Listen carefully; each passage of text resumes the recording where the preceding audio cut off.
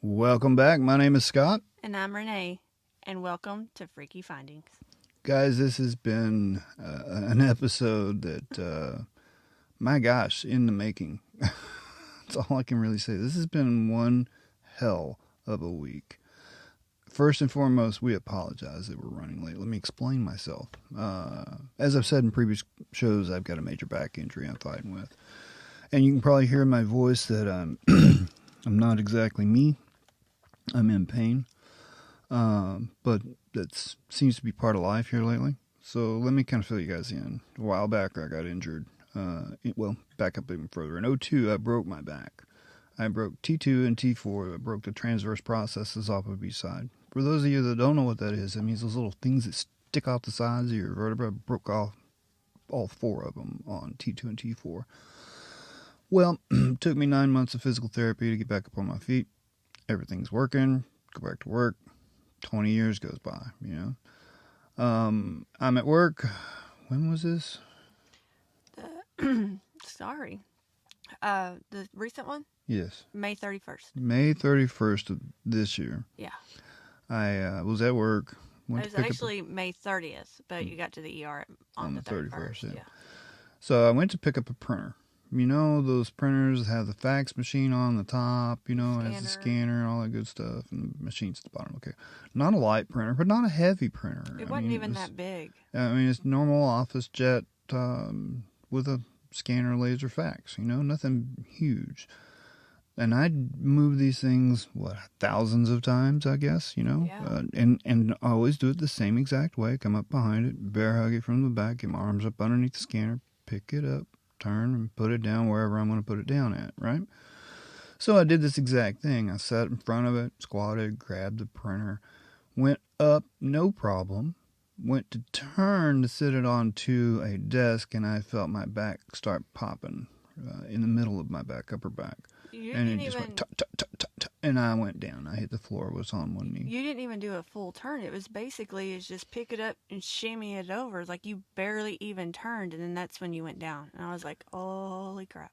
So, guys, a lot of what's going on right now I can't talk about because I have an attorney involved in this case, and this very podcast could be drawn into court for purposes nefarious or not, you know. I just don't want to get our podcast involved into an embroiled court battle. However, I will give you the highlights. So, as it is, when I got hurt, I was in Houston. We came all the way back to Weatherford because whenever it first happened, it hurt like hell. But then whenever I got up, I felt the spot in my back. It hurt, yes, but I had 2 other stops to make before I could get home in Weatherford. Well, for those of you who are not familiar with that, Houston to Weatherford's about a 5-hour drive. Yeah. Okay. We had 2 stops more to make. So I continued on, not realizing how badly I was injured. Had 2 more printers that I moved, I think it was. And then... I moved them. Well, yeah. Technically she moved them, but I kind of spotted her. How's that? There we go. By the time I got done with that and we got back into Weatherford, I was in so much pain that I was in tears. And I just told Renee, I said, look, don't even go to the house. Go straight to the ER. So we went to the ER here local to my house. I don't want to say the name of the hospital because that is part of the lawsuit. Yeah. But I went to my local hospital and they were like, don't know that we can really do much here. You need an MRI because...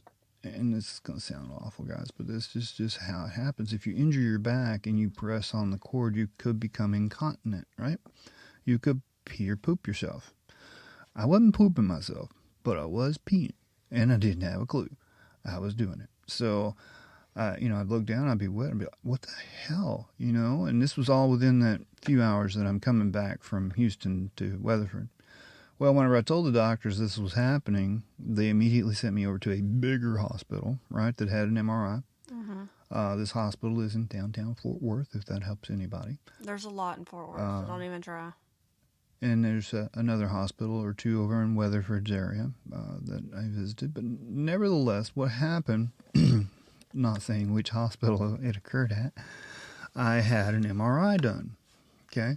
The MRI was focused to verify whether or not the cord was being compressed or not and causing me to become incontinent with urine.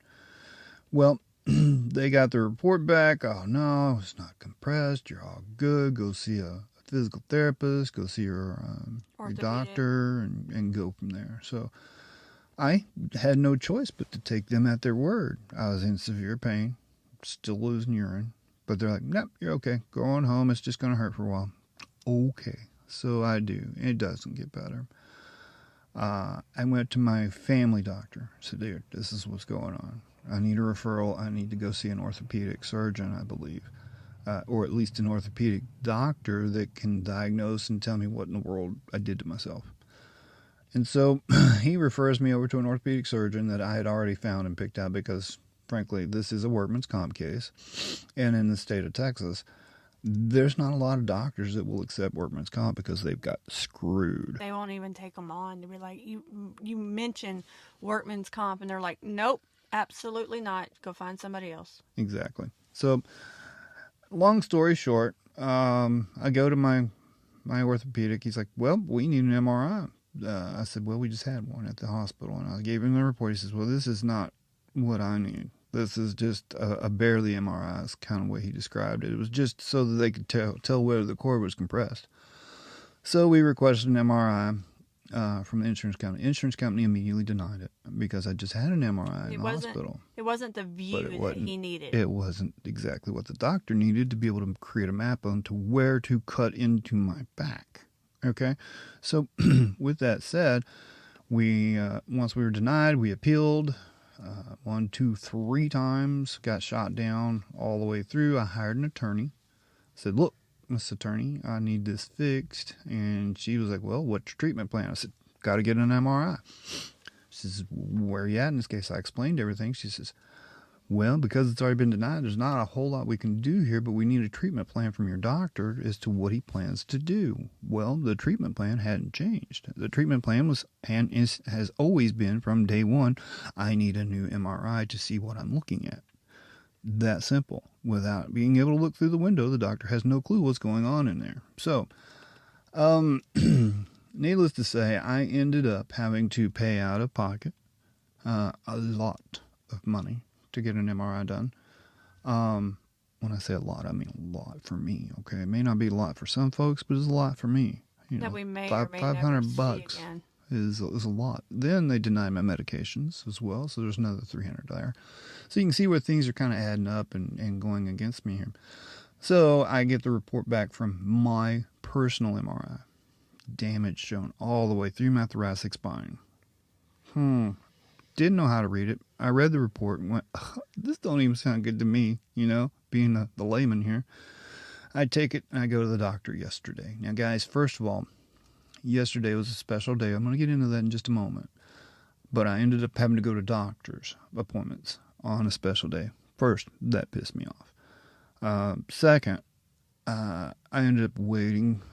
Our appointment was at 1. I think we got done at like almost 6. Yeah. So we waited an extremely long period of time just to get in to see the doctor. And once we were in there, again, you guys know how it is. They put you in a room. You wait another couple of hours until somebody finally comes to the door. Nevertheless, and not a knock on my doctor. My doctor is one of the best orthopedic doctors in North Texas. Can't say enough about him. He's excellent at what he does, and that's why he does what he does and takes his time and makes sure it's all right.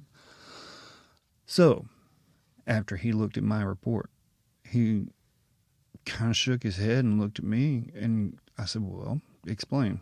He says, you have 3 different spots in your thoracic spine where the disc is compressing the cord and pressing it flat. So we need to go in and do some injections first. We're going to start mild therapy first. So the new treatment plan is to go get some facet injections. That's for folks that don't know what that is. These are shots that you have to be put asleep for. They go into the joint, the facet joint in your spine, and they pump, this extraordinary amount of high potency cortisone in there to help correct or to basically throwing WD-40 on a hinge that squeaks. They're lubing the joint. Yes, it's boy, that sounds bad. Astroglide for your back. Oh my Jesus. So, needless to say, after we got that news yesterday, our special day kind of went south. We basically were told that if the physical therapy doesn't work with the injections, that I will have to have some pretty extensive major back surgery. They're talking potentially about fusing my back and putting rods up all the way up and down the sides of my spine. I'll never be able to bend over again, all kinds of stuff. And furthermore, you guys remember, I'm an IT guy. I do, our title is Field Engineer Level 3, but what we do basically is we make your stuff work. We run the cable from the point of internet access or network access to your devices, hook them up, make sure they work. And it's a very physically demanding job. I'm probably the only 50-something-year-old guy that you know is climbing a 10 and 12-foot ladder on a daily basis. So Multiple I times can't a do day. that. I basically was told yesterday, and since my injury, I've been working. I've taken it easy. I put myself on, light duty, however you want to put it, because I am the company. I own the policy. I am the one that pays for the workman's compensation insurance. So there's not a company to go after, nor is there a company that's going to keep running while I'm injured. So that meant that if I valued my income at all, being a contractor, I have to work. I don't have a choice here. I'm under contract. With that said, I was told yesterday that I can no longer bend over and pick up anything off the floor. I can't lift anything over 5 pounds.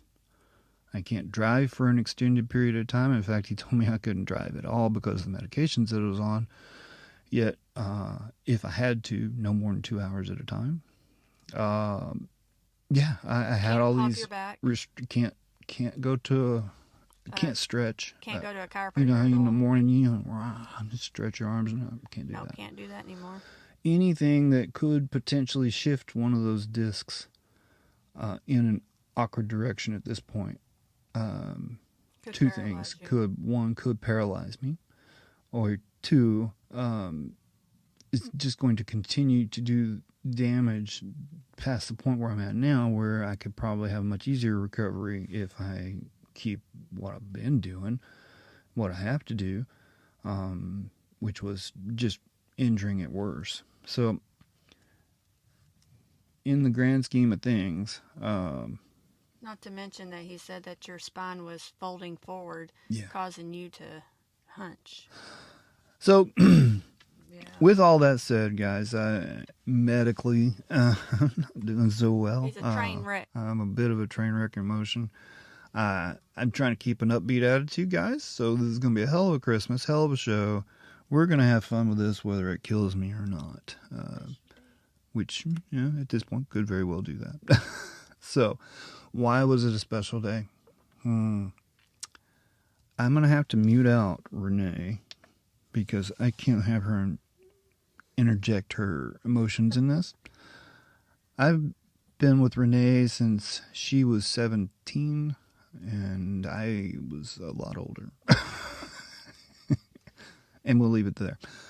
There is a 10-year gap between us, guys. That's just bottom line. We met at work. I fell in love with her from day one. Didn't realize it until, later.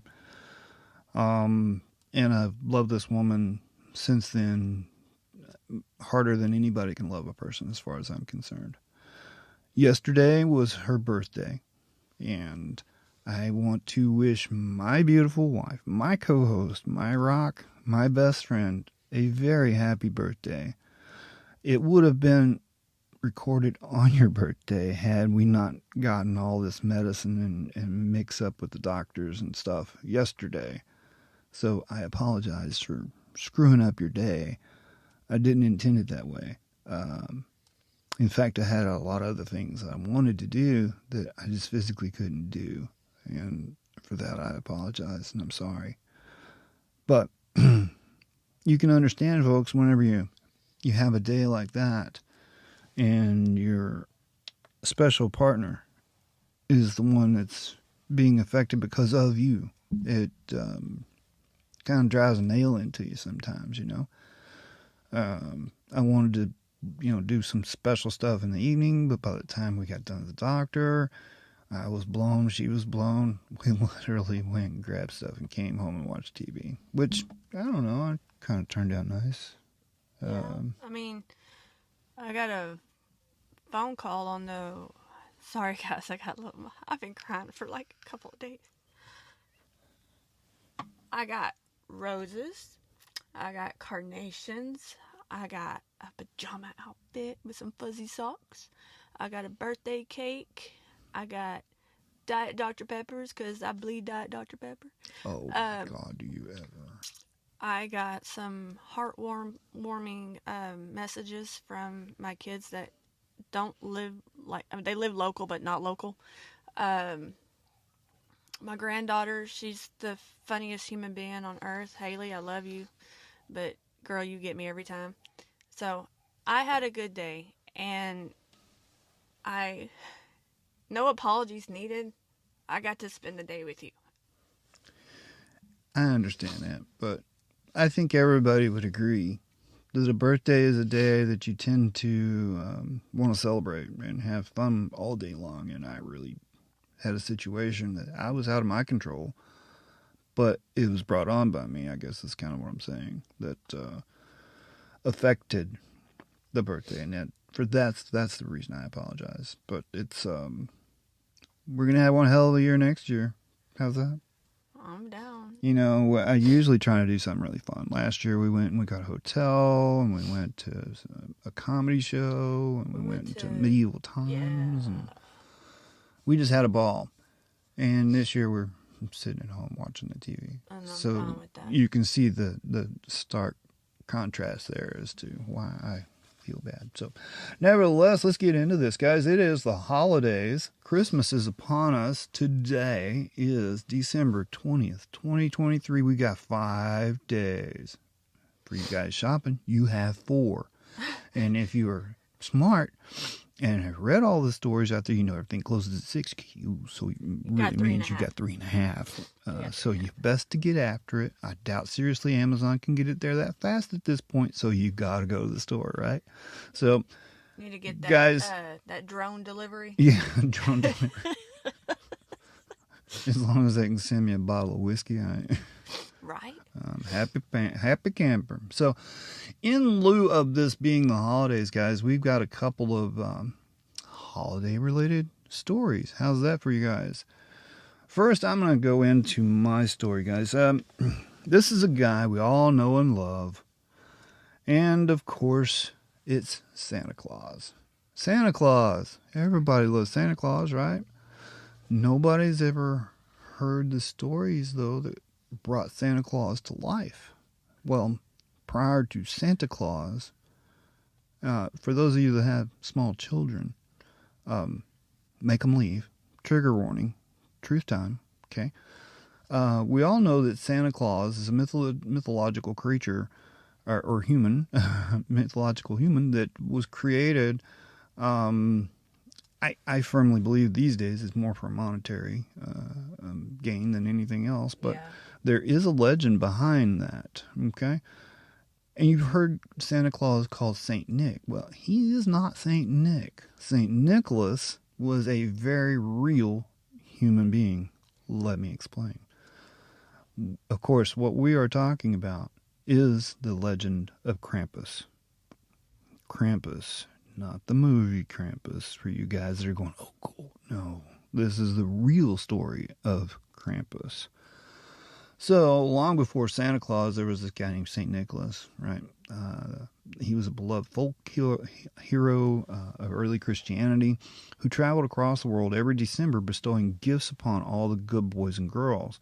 Unlike Santa Claus, the tale of St. Nick was born of a real man, a bishop from the early 1st century who was notorious for his generosity, charity, and gift-giving, traveling through the countryside helping those in need and spreading joy. When he died on December 6th, the day was marked with a festival of goodwill known as St. Nicholas Day. that continued for many centuries and eventually evolved, along with the pagan festival of Yule, into the Christmas we know and love today. While St. Nicholas himself may have aged out over the centuries, especially in the New World, he has recently returned to the public eye not because of the man he was or the legend he became, but for much more sinister reasons. The dark company he kept. We're talking, of course, about the veritable yang set to St. Nick's yin, Krampus. Who is Krampus? Let me explain who Krampus is. Krampus, whose name is derived, first and foremost, there's a lot of German words in this, and I'm going to fuck them up. Just going to say it out loud. Renee and I sat here the other night with a pronunciation application going, yeah, you're wrong too, dude. So y'all know I'm going to do my best. I will never try babble. Yeah, I'm just saying, it's going to be rough. But Krampus, whose name is derived from the German word Krampen, meaning claw, is a satyr-like figure of ancient folklore who has long terrorized Central Europe, accompanying St. Nick on his travels and violently sifting through the naughty children from the nice. So he was the deciding factor, I assume. I guess so. He is often portrayed as a devil-like figure with a black or dark brown hair covering his body, with cloven hooves, goat-like horns, razor-sharp fangs, and a long, lolling tongue hanging from his mouth. Oh, he's Gene Simmons. Yeah. Sorry. Sorry, Gene, not sponsored.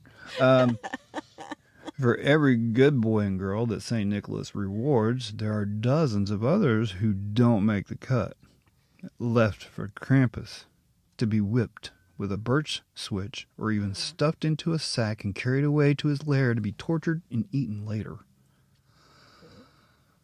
There's a mouthful. His image has evolved over the years, getting less goat-like and more devilish, but his evil intentions have remained the same, providing the motivation children need to behave around the holidays and the punishment they deserve if they fail to do so. The history of Krampus is quite interesting, though. Many believe that the origin of Krampus predates Christianity, and there is no doubt that there are some interesting parallels between his lore and that of the other pagan figures out there, but it isn't until St. Nicholas and his holiday that Krampus really started to make an impression. Looking back on a long history of Central European folklore, many of which contain harsh moral lessons for children, usually under the threat of unrestrained violence by horrific figures. Sorry, I don't mean to snicker at that, but it kind of reminds me of my dad and his disco belt. It is not hard to understand how someone like... Okay, I got to explain that now, because Renee's looking at me like, what the hell are you talking about? But I'm hearing something, and I'm like, what is going on in my head? So, unrestrained violence by a horrific figure, like, think about that for a second. That could be your father, right? Horrific figure if you're in trouble, right? My dad... we grew up in the 70s. I was born in 1970. So you can imagine disco was at its highest. And one of the biggest things about disco was having big, wide disco belts. Man, we'll never forget these belts. But if you got a spanking, guess which belt he went for? The biggest freaking widest disco belt he had. The big belt. So, yeah, it's a quite a memory there. With St. Nick starting to make his rounds every December the 6th, bringing candy and dried fruits to all the good boys and girls, it's only natural that a balance should form. After all, the only thing more motivating than rewarding good deeds is punishing bad. But as Krampus became entangled with St. Nick and Christianity in the Middle Ages, the holiday taking on more and more traditional dogma, the image of Krampus himself began to change, becoming less animalistic and more akin to the representations of the devil himself. His horns got longer, his face more human-like, and even his tongue began to hang low from his mouth like representations of Satan in the good book. What once was a birch switch became a whip, and what was once his lair in the woods, where he feasted on children, became an eternity of damnation in hell itself. In fact, the more Krampus was tied into Christian dogma and more satanic the more satanic he became and less welcome he was at the festivities. Imagine that. He's like the drunk guy you don't let into the party. The superstitious people who once embraced him as folk anti-hero started banning him completely from the holiday for fear of tempting the devil himself. Eventually, Krampus would fall off completely in the modern world, celebrated only in remote villages that still held on to the old ways. And as St. Nicholas Day evolved into Christmas, and the holiday took on more of its kid-friendly lure and traditions, Krampus would almost disappear completely. Almost. For many centuries, the legend of Krampus stayed within his boundaries, remembered in small corners of Europe, but otherwise unheard of in most of the world, America included. But in the past decade, there's been a resurgence of Krampus culture that has even made its way to the Western Hemisphere. So much of one, in fact, that it's difficult to find someone who has not heard of Krampus, either from one of the many movies made in the past few years, his appearances in popular TV shows and cartoons, or from being featured on countless pieces of holiday swag. Somehow Krampus has made a comeback, whether it's in response to the over-commercialization of Christmas, its decent into holly jolly extremism, or just planets aligning in ways it haven't seen since the days of pagans. Krampus has now become a part of Christmas again. People around the world have returned to the old ways, dressing up in costumes, holding parades, handing out holiday cards, and doing everything they can to bring a little darkness back into a white Christmas that has long overstayed its welcome. And it all starts with, here's that first word, y'all, Krampenschnack. Yeah, that word, December 6th, that's what they've called it, instead of like Christmas or something really easy to say. It's Krampenschnack. May have been the day for St. Nicholas and his selfless endeavor to put a smile on the face of children everywhere. But the night before has long been a night of mayhem, merriment, and moral ambiguity, a night for Krampus. Known as Krampenschnack. Schnot. There you go. Krampusschnack. Or Krampus night. The eve of December 5th is when Krampus stalks the streets, bringing mischief to townfolk and punishing every naughty child in his wake. In the past, it was a time for bedtime stories, a warning to excited children that they must behave one more night if they wish to be visited by St. Nicholas in the morning and not carried away in Krampus's sack to be tortured and eaten. Wow. I'm just thinking about it. Pause. I'm just thinking about, a 7-year-old kid laying in bed, getting read this nighttime story right before Christmas Eve, and all of a sudden you're being told if you don't behave, Krampus is going to come and torture you and eat you. After he shoves you in a sack and takes you off to his... Really? You want me to go sleep now? You better watch out. Yeah, Krampus is going to eat your ass is what's going to happen. All right, well, back onto it. Lord have mercy. Yeah, Krampusschlauf, or Krampus Run. Yeah, let's go with that. Yeah, I'm running with it. You saw me just dodge right by that, right? Yeah. Has had recent growth and popularity in countries like Austria, Germany, Hungary, and the Czech Republic, putting the public's love or dread of Krampus back on the streets to be celebrated. This parade, usually practiced on Krampusschnack, invites people to dress up in their scariest Krampus costumes, complete with goat fur, long horns, handcrafted weapons, and whatever else their imagined and craftsmanship can afford them. Oh, wow. Even in freezing cold temperatures, they will march on, teasing onlookers and injecting the fear of Krampus into their hearts. They are often joined by revelers, young and old, costumed or not, as they share in their fascination. Wow, I cannot mark that. Fascination with the dark Santa, as well as the traditions that he represents. Not unlike a Halloween parade, these spectacles are a sight to see. And every year, Renee's over here petting me going, it'll be okay. I got you, boo. Yeah. Every year, the costumes and their theatrics are expanded and intensified, making it one of the most exciting events of the year in many cities and villages across Europe. And it doesn't end there. Uh-oh. What the hell does that say? Krampus Karten? Krampus Karten. Since the early... Try that again. Krampus. Krampus. It almost looked like it says Krampus Sharten. It does, if that K was an H. Krampus Karten. Krampus Karten. I don't know.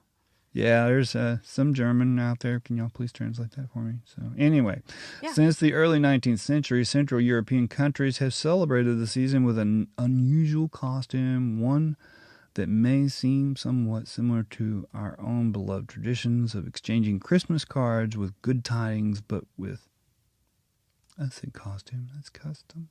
Unusual custom. We'll get this right yet. One that may seem... That really just screwed me up a while ago. Sharten, whatever. Somewhat similar to our own beloved tradition of exchanging Christmas cards with good tidings, but with a much darker twist. This is really dark. Krampus cards, yeah, I'm not saying that word again, are holiday cards that feature the cloven-hoofed fiend himself, often shown threatening small children with his birch whip, or even violently abducting them and carrying them away in his sack. Can you imagine getting a greeting card like that? Merry Christmas, your kid's been yanked. With your kid's face on it? Yep. Screaming as he goes pulled away in a sleigh by Krampus. Usually containing humorous rhymes or poetry, not to mention the occasional body or buxom lass, it is not unusual to find over-the-top sexual innuendos or other adult themes that harken back to the era when Christmas had a dark and sordid side. Sex just gets into everything, I think. Oh. These gruesome greeting cards have since become perfect stocking stuffers for the strange and unusual among us. And while they may not have taken off at Hallmark, they have become a popular alternative to many people who appreciate the Krampus lore. Naughty or nice? Whether or not...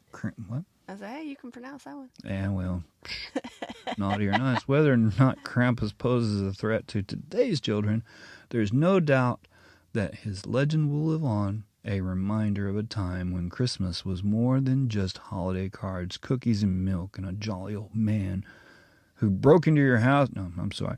A jolly old man who brings joy to every boy and girl. I've always said Santa was a damn thief, man. That sucker comes into the chimney. He stole my heart a long He may time leave ago. a few things there. He stole my damn cookies and milk, ate them, left a mess, and left. I don't know what to think about the cat. So, in fact, as far as we're concerned, the world could use a little more Krampus in it, because the Christmas we celebrate now is but a shadow of its former self. Yeah. Which has a macabre history as rich as it is terrifying and puts our candy-coated Halloween to shame. I don't know about that, but okay. So, guys, got to shift here. Back's killing me. So be sure to celebrate the roots of this festival holiday, both with the light and the dark. And remember that while it is always nice to reward the good, it can be much more fun to punish the wicked. Especially for Krampus. Schnot. I'm not saying that word. So, guys, that's the legend of Krampus. Krampus, as we all know, has become a major motion picture here in the States. I believe there's actually a second one out there or some shit like that. I don't know. What did you say? I'm sorry. I believe we were talking about Krampus being just the movie instead of a real legend here. The story of Krampus in the movie doesn't follow the folklore at all, I'm sure. I've never seen it, so I'm not going to judge. It just looked stupid whenever I saw the previews, so I never watched it. I just got to be honest. That's kind of what I got out of it. But it did terrify a lot of folks, and there's, I believe, a sequel to it out. And it does delve into some of the folklore surrounding Krampus, but it's not the story of Krampus. So don't get excited if you're going to go to the theater or rent that movie to see that it's Krampus, because it's actually not.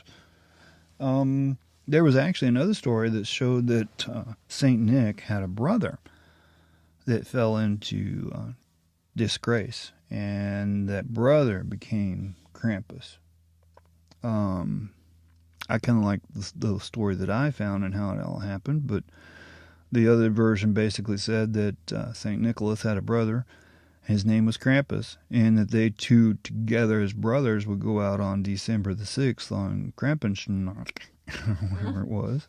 Get it. And the kids that were good would get treats and candies and dried fruit and things of that nature, but the bad ones that obviously outnumbered the good ones were all Krampuses.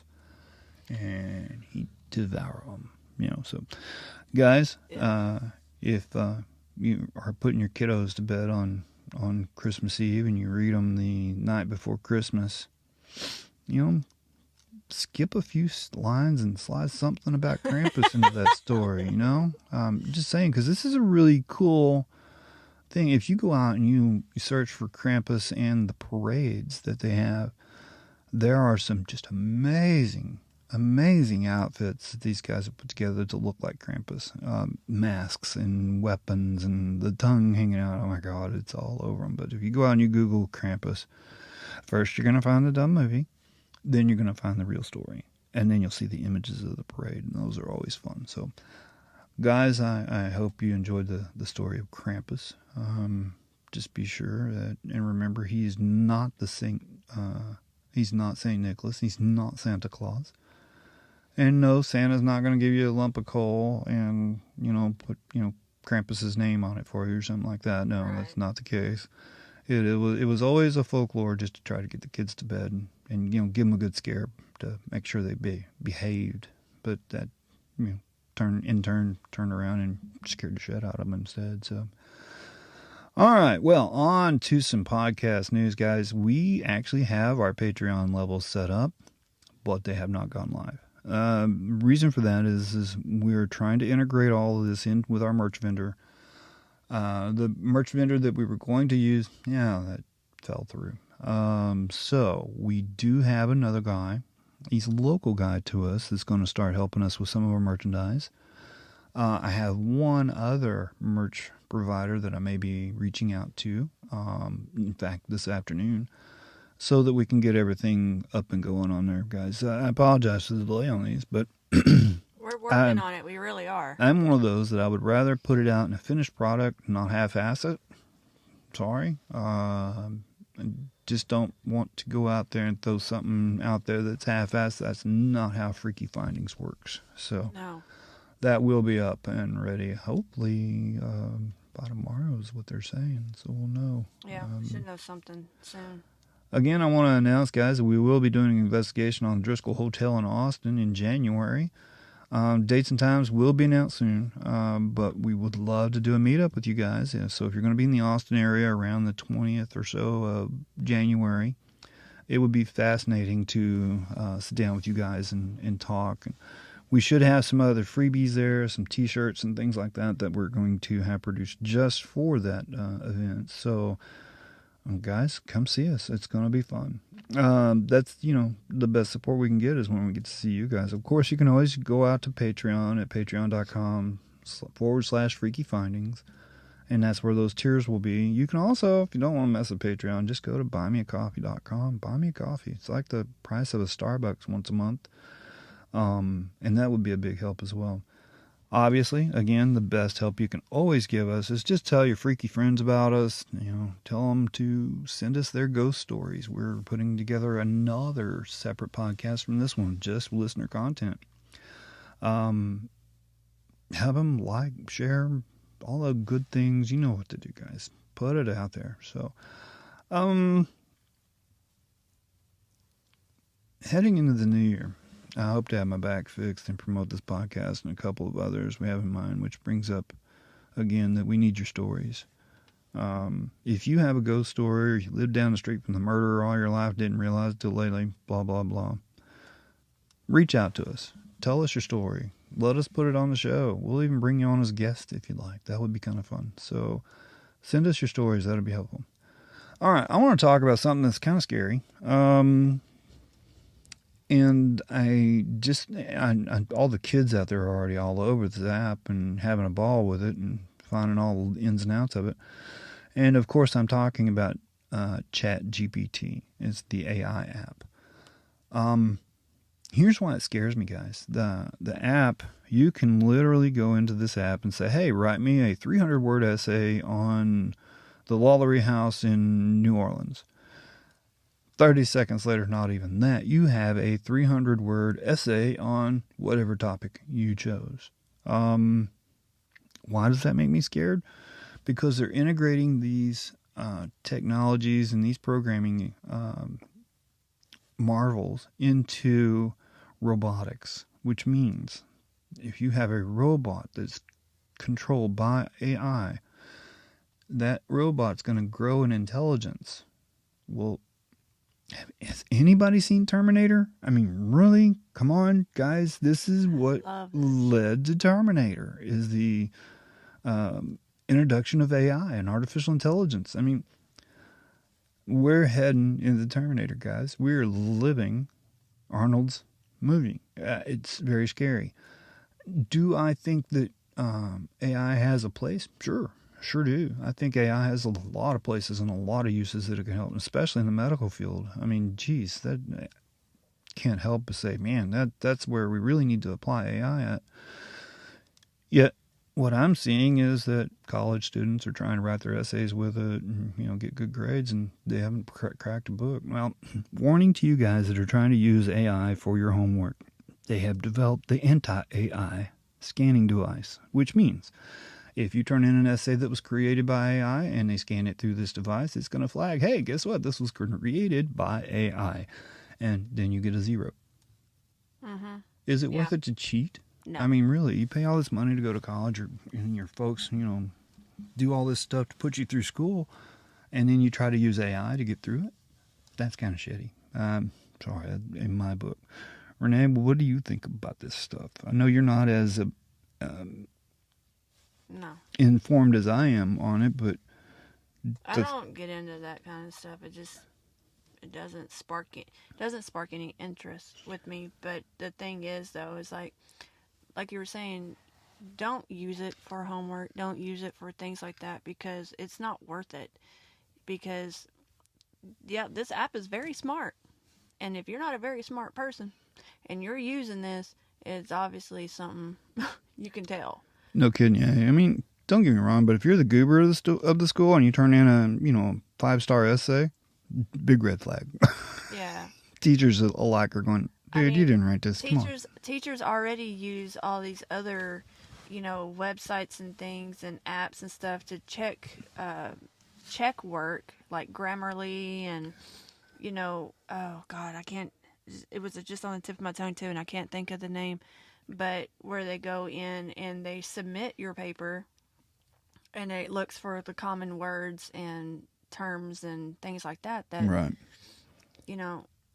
Well, and is that what you're thinking of is a plagiarizer checker? Yeah, the plagiarizer checker. And the plagiarizer checker, what it does is it goes in and it looks for keywords and attributes of the sentences that you wrote to see if they can find those keywords and attributes anywhere on the web. And that's why they use that.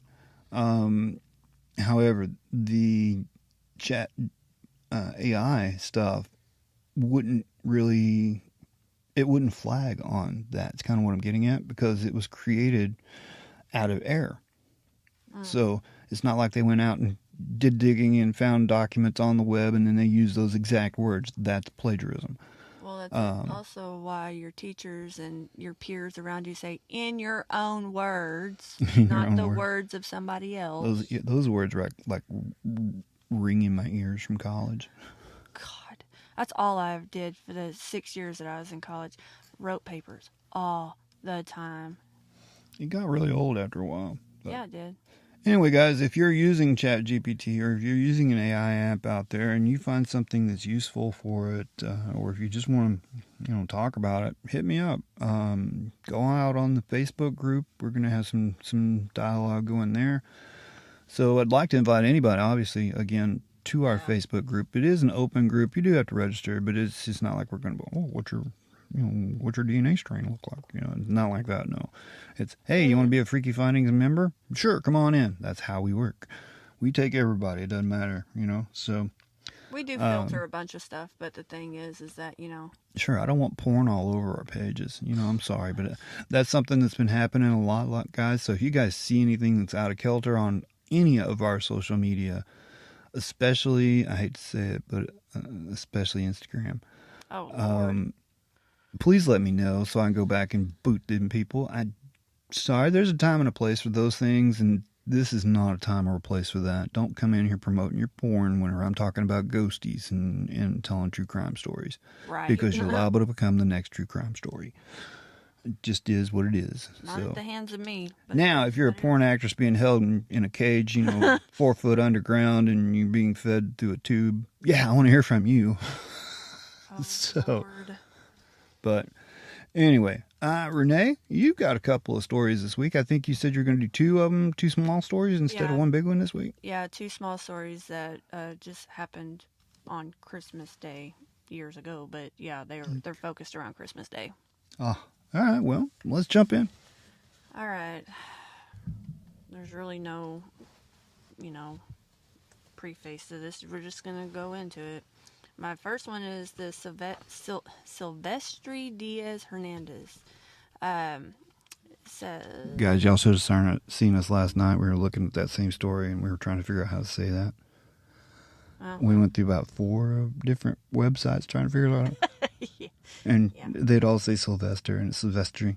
And I'm sitting here messing with it earlier, and I'm trying to type out Silvestre, and autocorrect corrected me like 16 times. I know. And then at some point, I saw a picture of Silvestre the cat. That's, who knows? Oh, well. So, all right. I'm sorry. No, you're good. All right.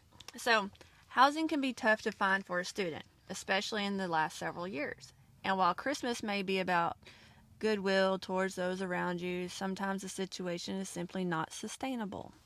This was the situation 18-year-old Alexis Valdez found himself in on Christmas Day in 2013. Valdez had been staying with his aunt and her boyfriend, Silvestre Diaz Hernandez, who allowed him to live in their apartment as long as he remained in school, worked, and helped out with the bills, according to CBS Chicago. Well, at some point, though, Valdez quit school and his job and wasn't upholding his part of the bargain any longer. His aunt and her boyfriend decided to ask him to leave. It was bad timing, seeing as it was Christmas. But Valdez seemed to take it extra hard considering what happened next. He confronted his aunt's boyfriend, and things quickly turned violent. In his anger, Valdez killed Diaz Hernandez with a hammer, mutilated his body by removing all of his limbs, and then decapitated him, also disfiguring his face in the process, leaving his head in Valdez's aunt's bed. He later described this as a present. Valdez called the police and told them exactly what had happened and fully admitted to the murder when police arrived. They found him covered in blood. Reportedly, Valdez later told them that he would have killed his aunt too if she had just been home. Wow. Okay. So, all right.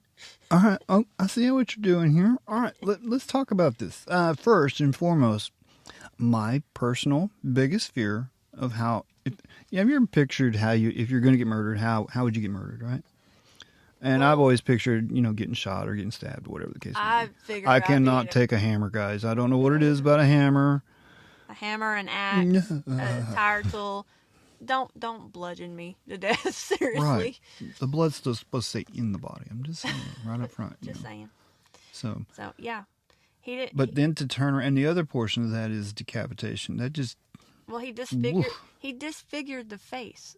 Like, this was in 2013. There's forensics out there, don't get me wrong. I'm going to go on a different little tangent here. Several years ago, I was challenged to go out... Many moons ago. I was challenged to go watch a video online that would turn my stomach, and I thought, okay, what is this video about? And they said, well, this guy was telling me, he says, it's this DEA agent chick that the cartel caught, and they behead her live on video. Oh, hell no. And I went, no way, that's not going to be out there. Bullshit. It's out there. It's there. And yes, full graphic. I literally almost turned, and I turned to my trash can to start to throw up, and I caught myself. And I closed that screen. So ever since then, every time I hear of a decapitation, it just freaks me out. So anyway, I'm sorry. Go on with your next story. What's this one about? All right, hold on. And is it as powerful as that one? That was like a a sharp jab to the jaw right there. I'm sorry, but No. Okay, I'll well. let you. I'll be the judge of that. You can be the judge. Okay, my next one's the Lawson family. On December 25th, 1929, in Germantown, North Carolina, the Lawson family was having a peaceful Christmas. Charlie Lawson, a sharecropper, had gotten enough money together to take his wife and 7 children out to buy new clothes and even had family photos taken. A pretty good Christmas considering the Great Depression had begun earlier in that same year. Nice. But then, something no one could have ever predicted happened, and historians and researchers still completely do not understand it. So, Charlie, he decided for reasons unknown, just to kill his entire family. He shot 2 of his young daughters as they were leaving to visit their aunt and uncle, according to the Greensboro News and Record. He then shot his wife, who was sitting on the front porch, went inside and killed his oldest daughter and 2 younger sons, and finally murdered his infant daughter last. Afterward, he went into the nearby woods and died by suicide. You might have noticed that I mentioned he had 7 kids. He only killed 6 of them. For equally mysterious reasons, Charlie sent his oldest son, Arthur, on an errand right before he began the killing. No motive was ever determined for the killings, nor were his reasons for sparing Arthur. One rumor alleges Charlie was molesting his oldest daughter, Marie, and she was pregnant. Thus, he killed his family out of shame and guilt. It hasn't been proven. However, Marie was not noted to be pregnant during her autopsy. Dude, So, dum. I would be willing to bet she thought she was pregnant, maybe missed a period, whatever, and then he went on his little killing spree. But wow, hell of a Christmas present there, Dad. Appreciate that. It just takes them to dinner, family photos. Oh, by the way, you're all gonna die tonight. Yeah, you're dead, by the way. Yeah. Yeah. Just got a wild hair up my butt. I don't know. The holidays brings out some of the worst in folks. And I hate to say that, but it brings out the weird. You're right. It does. It brings out the weird. I don't know why it is or what causes it, and I'd sure like to try to understand it, but I've noticed over the years the holidays come around, and man, there are more crimes committed, more murders and shootings. People just get stupid. Around it's always around the holidays. It is. You get past the holidays, it all dries up for a little bit. It really doesn't matter the holiday because we technically have a holiday every month. True. But the thing is that people just go absolutely berserk for unknown reasons. It's like when it freaking rains in Texas, it's like we don't know how to drive. Or, one little drop of ice falls from the sky and the world has ended. Truth. It's just... people act so idiotically to things that it makes no sense. It's like, what are you thinking? Because the nicest person in the entire world bend over backwards for you, break their back at this point, but then the next day they're like a total different person and they're out to get you. It's kind of funny because, I watch news and these stories and all this kind of stuff all the time, and my favorite go-to line is, what the, and it's kind of funny because Renee will be in one end of the trail, I'll be on the other, and she'll hear me go, what the fuck is wrong with people today? And she'll go, okay, what happened? I'm like, I didn't do it. I wasn't part of it. Don't even put my name in it. I just don't get it, There's tons of school shootings, mall shootings. People are just being brutal to each other no matter what. These guys are running around smash and grabs happening all over the place. People are getting, there's jugging and all this other stuff going on right now. Guys, watch your surroundings. Watch your six. Be careful. There is crazy shit all around you. Okay? So, as much as I want to say, man, everybody's beautiful and everything's a perfect day, no, it's not. We are human beings and shit happens. And so, we all protect are yourself first and foremost. Some people have uglier sides. I agree, but it brings it out much worse during the holidays than it does at any other point in the year. Yeah. So, I think it's kind of screwed up. So, anyway, guys, we're going to start wrapping our show here. We are on the downhill sling here. That's my phone on my watch. I muted everything but my watch. Go figure. Oh, way to go. So, Needless to say, I've got to return that phone call. That was our boss. But nevertheless, guys, I want everybody to have a happy holiday season. Happy. But this is not our last show, guys. I want to officially announce that our next show will be our season finale. Season 1, season finale. Go figure that. I never thought I'd be saying those words. Actually, But let me look at no, something it's real quickly. it's going to be our last show this year. I'm just telling it up front. So Let me look at something. Actually, we could, we could squeeze in one more, but I would rather go out with a bang. And here's the reason why, guys. Our next show drops on Christmas Eve. Yep. So go figure.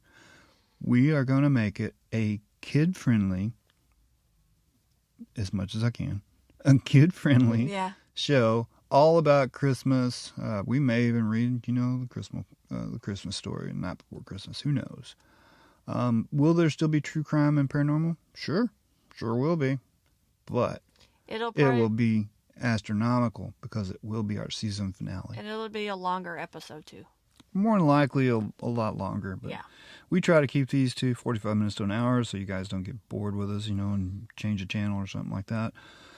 But this next show, being Christmas, is pretty special to us. I'm actually trying to figure out a way I can get it on live as we record as well. So we'll see if that actually comes to fruition before we have to do it, but we'll see what happens. So until then, guys, if you hear that bump in the night, or you live next to the murderer 2 doors down you didn't know about, always remember, we don't say boo.